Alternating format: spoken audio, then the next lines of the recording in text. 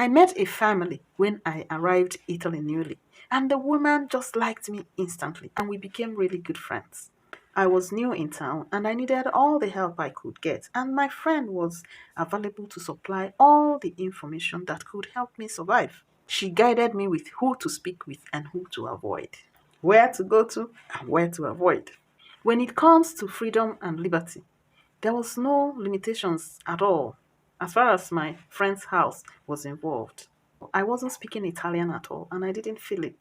There wasn't much I could give back in return to my friend for all her kindness. So I resorted to being really extra nice to her kids. Yes, she already had three girls at that time.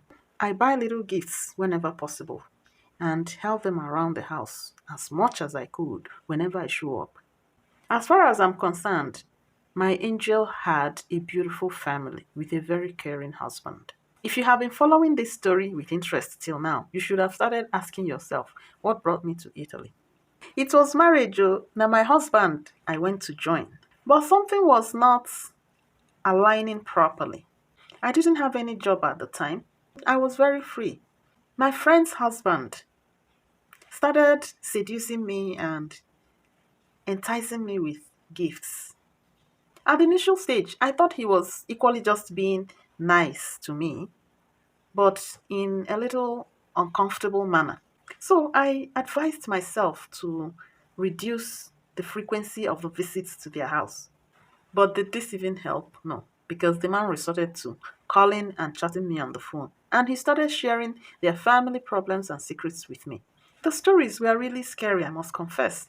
They were strange and totally different from the perception of this family I already had in my head.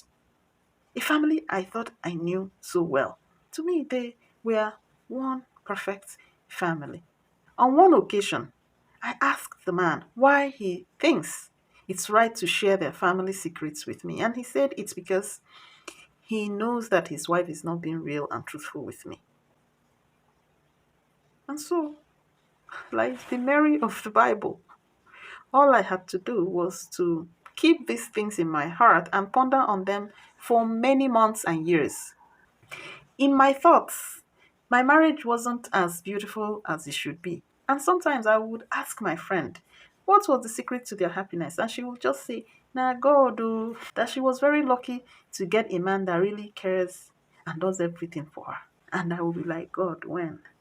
To think that on a certain day, my own husband also went to seek for counsel from the husband of my friend. I mean, judging from the way they package and from the nice things I speak about them, even you will be forced to believe that their world was perfect. My own marriage at that time was still very new and there were lots of compatibility issues. So we were still struggling with trying to get used to each other. At a point, I was forced to become more conscious of myself and to think deeper about this friendship I was having with this family. I was still good with my friend, and her husband still confides in me. But then I got pregnant, and this is when the story changed to a horror movie in a very shocking way. My pregnancy came with many complications, and there were many things I couldn't do for myself anymore, including cooking and eating my own food. Guess what? My friend started withdrawing from me. But at this point, I was already getting along better with my husband. The husband of my friend had not stopped calling and texting me. But by this time, I have already gotten to know more people in town. One of the things I knew I was focusing so much on each time I got to talk with the husband of my friend was to persuade him with reducing his level of cheating. This man cheats with reckless abandon in the open. And I found this very disgusting and embarrassing to my friend. In fact, I went to the extent of cautioning some of the women this man cheats with, the ones I could reach, and this really got the man mad at me. I didn't have the courage to say anything about it to my friend since she maintained that everything was perfect. I eventually narrated the real stories about this family to my husband, and he was shouting for many days. all by himself.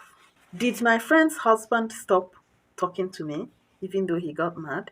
No, he didn't. Rather, he started warning me to be very careful with his wife, to be careful of the kind of news I share with her, to keep my good news to myself, and as much as possible, avoid collecting edibles from her if I don't want to get hurt. I couldn't keep it to myself anymore, and so I confronted my friend, and she asked me, must everything good come to you alone?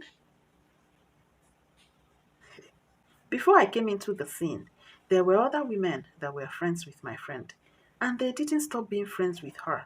Just that I didn't join in their group friendship.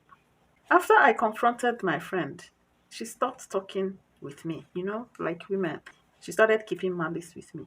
But one of those her old friends paid me a visit and said to me, it's not nice that you are sleeping with your friend's husband. If you don't love your own husband, why did you marry him? Hey, I couldn't hold it. So I narrated my experiences to the woman.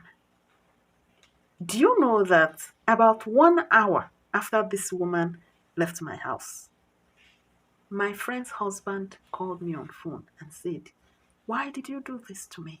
Now my question is, what exactly did I do wrong to this family? I had no form of relationship whatsoever with this man. Should I have swallowed the whole shit and allowed them to destroy my reputation with this false narrative? If you were in my shoes, what would you have done differently?